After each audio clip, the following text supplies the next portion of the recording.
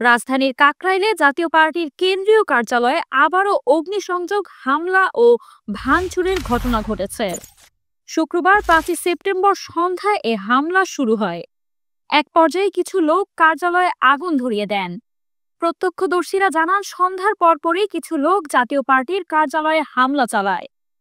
তারা কার্যালয়ের বিভিন্ন অংশে ভাঙচুর করে এবং আগুন ধরিয়ে দেয়। এ সময় পরিস্থিতি নিয়ন্ত্রণে আনতে পুলিশ জলকামান থেকে পানি ছিটায় এবং সাউন্ড গ্রেনেড নিক্ষেপ করে। এতে উত্তেজিত জনতা আরও বেপরোয়া হয়ে ওঠে। পুলিশ পর্যায়ক্রমে বিক্ষোভকারীদের সরিয়ে দিয়ে কার্যালয়ের পাশে অবস্থান নিয়েছে। জলকামান থেকে পানি ছিটিয়ে কার্যালয়ের আগুন নেভানোর চেষ্টা চলছে। এদিকে পরিস্থিতি এখন নিয়ন্ত্রণে থাকলেও এলাকার মানুষের মধ্যে আতঙ্ক বিরাজ করছে। এর আগে গত 31 আগস্ট মিছিল নিয়ে একদল বিক্ষোভকারী কাকরাইলের জাতীয় পার্টির কেন্দ্রীয় কার্যালয়ে হামলা ও ভাঙচুর চালায়। তখনও বিক্ষোভকারীরা কার্যালয়ে আগুন ধরিয়ে দেন।